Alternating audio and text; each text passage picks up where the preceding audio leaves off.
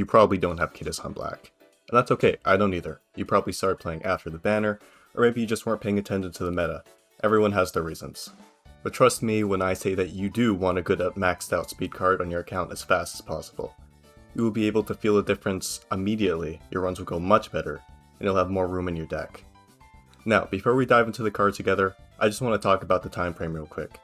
When is the next generic meta speed card coming out? Can you hold out for it without a speed card? Well, unfortunately, the first speed cards to really rival Kitasan Black are Jungle Pocket and El Condor Rasa, which are both scheduled to come out in early 2027. So almost a year of waiting, which means that you probably just want to bite the bullet and save up some carrots for a maximum break speed card rally wait. So what actually are your options this year? Well, first we need to discuss the meta speed cards that are coming out really soon, and clear out some misconceptions about them. First are the Matikana Fukutaru speed card and the Narita Top Road speed card, or as I like to call them, the Track Blazer exclusives. The main reason why these cards are being called meta is because they're some of the best cards for the Track Blazer scenario. So if you do pull on them, you'll have a great time for the next few months, but they will drop in power significantly once the Grand Live scenario comes out.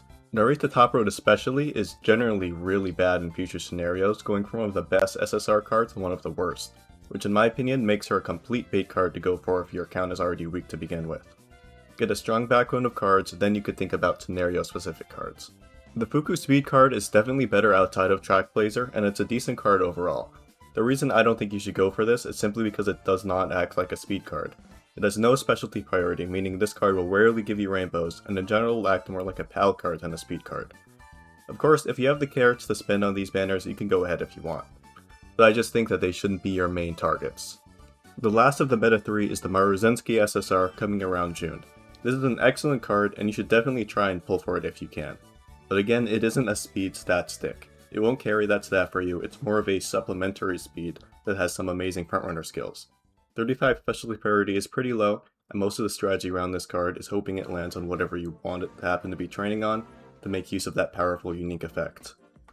On the bright side, this card is one of the few that's still good at lower limit breaks, so you could definitely consider picking up one or two of these. If the meta cards aren't stat sticks, what are your options? Well, between now and the 1.5 year anniversary, I've only found two really good viable options to ramp up that speed stat. The first one coming up is Tai Shuttle, which should come around May. It has 50 specialty priority, which is about the bare minimum for a stat stick card.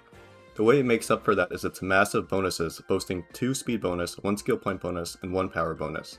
So when it does show up, it'll actually give you more speed and skill points than a Kitasan Black Rainbow. Don't get me wrong, it does have much lower specialty prio, and that sucks, but there's just not many other options for generic speed cards this year. Another downside of this card is that its hints and gold skills are pretty much mild exclusive. It'll essentially just be raw stats unless you're building a mild Uma.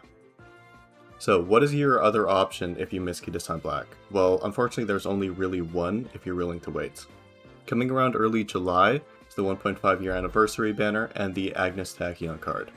There are a couple of plus sides that come with this banner, mainly being that it features alongside the Scenario Pal Light Hello, and we'll be getting free pulls on it because of that. Tachyon doesn't have the 2 speed bonus or 1 power bonus that Taiki does, but it does have 1 speed bonus at least, and it has a massive 2 skill point bonus to kind of even the score. And what's even better is that it has 80 specialty priority. Like Taiki, a flaw Tachyon has is its skills. The skills this card gives are mainly Pace Chaser exclusives, so again, on other running styles, it'll just be for stats only.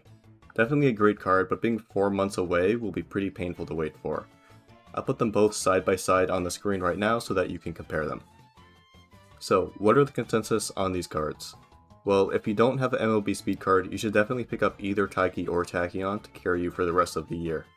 As for which one is better, I think Tachyon is a slightly better card, and the banner is also better with those free pulls, but you'll have to wait longer to get your hands on that card, so it's up to you if you want to be patient, or if you just want to get the Tai Shuttle card in a couple months so that you can start speed maxing immediately.